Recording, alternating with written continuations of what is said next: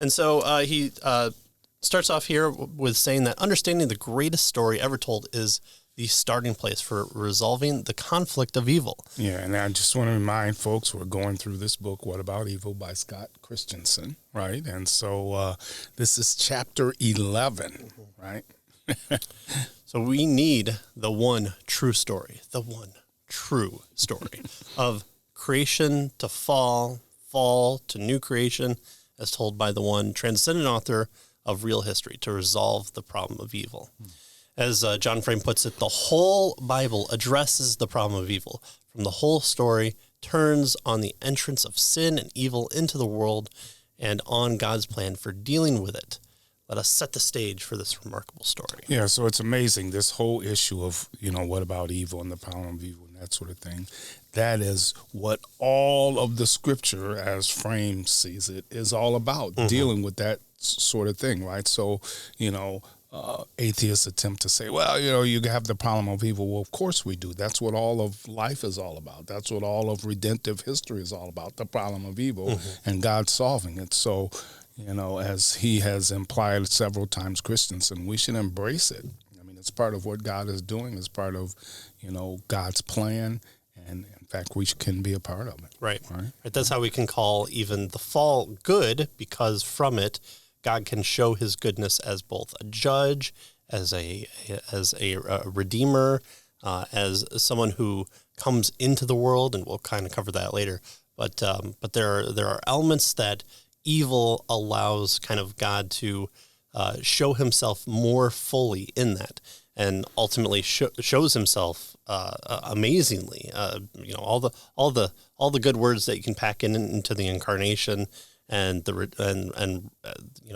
Christ's redemption on the cross is solidified there of who God is. And so, when Christians focus on the cross, that's the ultimate turning point of mankind, and shows the kind of the full glory of God. It's not the second coming of Christ that we marvel at, even though all the conferences and all the best-selling prophecy books of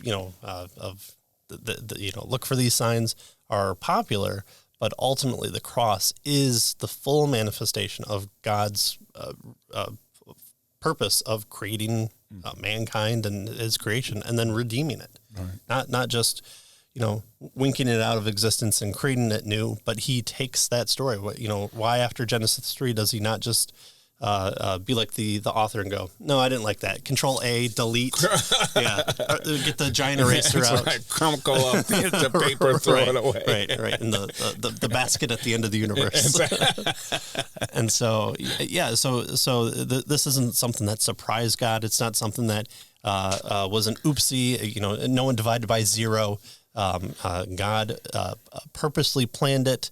He knew it was coming, and he utilizes it. And once we get to his coverage of Romans 9, is going to be a big deal that shows exactly what the purpose is for having all the evil. Yeah. So it begins this chapter by talking about the narrative character of Scripture, right? He says that the Bible is profoundly a literary book. And in fact, he says, or shall we say books, right? Yeah. The sum of its 66 books embraces a grand narrative. There are narratives within the larger meta-narrative, all contributing to an overarching canonical plot of creation, as you mentioned, and fall and redemption, right? So this is a story that God is telling, right? Or at least he's allowing us to live through. Right. So, why when you're reading Genesis and it comes to the patriarchs, are you reading not just a list of rules or a list of commands by God? Those are in there. Those are important. Why are you reading the lives of men in there?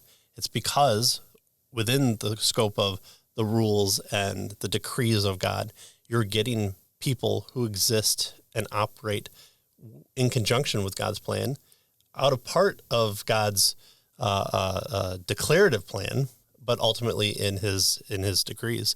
I just finished the end of Genesis and seeing Israel, being unable to see as he, blesses his 12 children, including Joseph's two kids, and he's unable to see, just like he tricked his father into. And there's these, these really big parallels that you see, like, here you got your stolen birthright, and ultimately God used that for His glory. That He's then going to use the 12 tribes very up until the end of the story. In Revelation, we're reading about those same 12 tribes that are important. But those stories stick with us, and we're able to learn from them, just like how we learn from any major story that we read in high school or are reading today, and it's done in a narrative form to kind of solidify the point of, all right, these are actions that are happening in God's world. Here are people that are utilizing them. What can we learn from them in both the good and the bad? So historically, Christianity has highlighted propositional assertions as the primary vehicle of communicating biblical truth and constructing a careful theology. And of course, that's true, right? We say, we preach propositionally oftentimes, right? We preach the truth and we give it in propositions, right? This is what it says, this is what it says, this is what it says, right? Yeah, we structure systematic theology. Let's cut through the sacrificing of bulls and stuff like that. Let's get to certain theological statements that we can draw from. Give us the truth, right? Just state the truth. Right. That's what we want, right? Yeah. And that's and those are important. That's how we kind of teach children as well. But why in primary school do we focus on Daniel in the lion's den, and why is that interesting? Or Shadrach, Meshach, and Abednego, in the fiery furnace, and there's the prefigured Christ right there, or stories of Jesus meeting the woman at the well. There are propositions in there, the important truths that are revealed, but they're interacted with in the story of humanity along the way. So, for example, Pauline logic is crucial for our understanding of many biblical doctrines. We're just talking about Romans. Romans is hugely philosophical and propositional. Yeah. Yet, the broader canon of Scripture conveys truth through wider genres and modes of thinking. Right. He says the drama of a story and poetry adds sound, color, flavor, texture, and aroma to revelational truth that simply cannot be conveyed by, theological abstraction, right? Drama and doctrine, he says, are equally necessary and complementary components of our understanding of the Christian faith. The drama of Scripture informs doctrine, and doctrine digs deeper into the meaning of drama, right? So drama grips the heart, while doctrine fortifies the mind. So you need both, is what he's arguing here. Right. It's the whole person that it affects. Yeah. So Scripture contains little in the way of explicit propositions that might form a basis for constructing a theodicy. And Christensen says here that he believes that the reason why is that the power of a biblical theodicy is better conveyed in the deeply effective nature of the meta-narrative of Scripture, the paradigmatic source of the universal storyline that literary critics call the monomyth, the single myth. And myth isn't here as just like, here are the made-up things, but here's the kind of prime story that's kind of infused in our nature. God is a storyteller, and we reflect that in our own stories, and they grip us. Why are we still reading Homer's Odyssey, even today, or Huck Finn or 1984? Why are all these? Why don't we just learn about government is bad, totalitarian government very bad? Why does a renowned socialist, in 1948, talk about the perils of this corrupt government in just that type of form?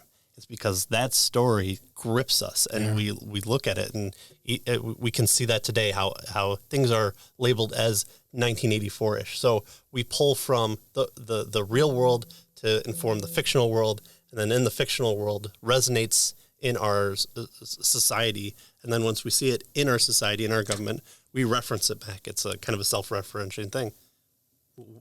Christians do that as well, and that's what we want to encourage other people. That's why we tell these stories along with no one is righteous, no, not one.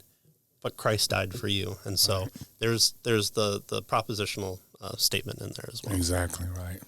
And so he says that while some texts provide important propositional anchors, the more poignant way to make sense of God's overarching purpose for evil is to see how it fits into the Bible storyline as the principal conflict around which God seeks to highlight redemption, right? So it's central, quite frankly, the whole issue of evil.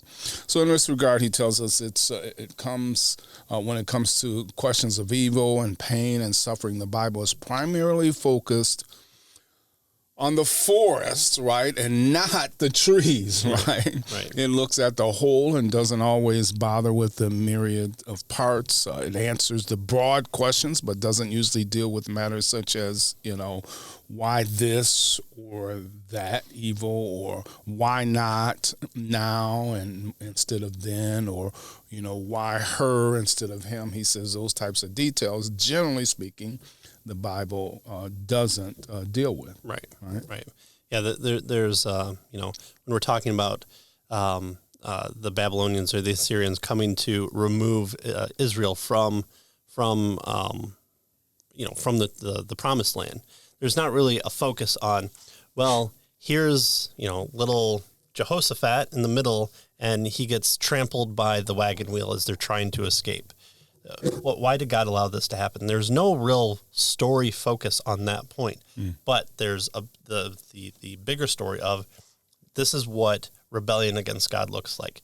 Okay, you want to follow after other gods. You want to turn away from the one that brought you out of the world, out of Egypt, and brought you to the redeemed world, where then you're supposed to be the proclaimers, the proclamators of the promise of God to redeem his people. All right, this is what it looks like. Here's judgment. And there's the big more, this is the reason why it's happening. And so we get that within Scripture there. So this chapter will summarize the Bible's grand storyline. The following chapters will analyze using propositional arguments, so it won't stick as well, because we're talking about them. The meaning of this story in terms of how it frames a biblical theodicy. So we get the story here, and then the rest of some of the other chapters, he's doing then the propositional, the truths, right? Yeah. So kind of this chapter, last chapter, chapter 9 or 10, he's kind of setting up the story. He's sitting you around the campfire, and chapter 11 here, he's going to tell us the story, and it's very, very well laid out here. Yeah. Both showing historical narrative and telling the theology are necessary components to each other. It's not just Jack and Jill went up the hill. There's a purpose for why we're talking about that. There's a purpose to the story. We're not just saying things happen. We're saying either things happen for a reason, or here are things happen that then we can apply those things that we should have seen in there to practical living.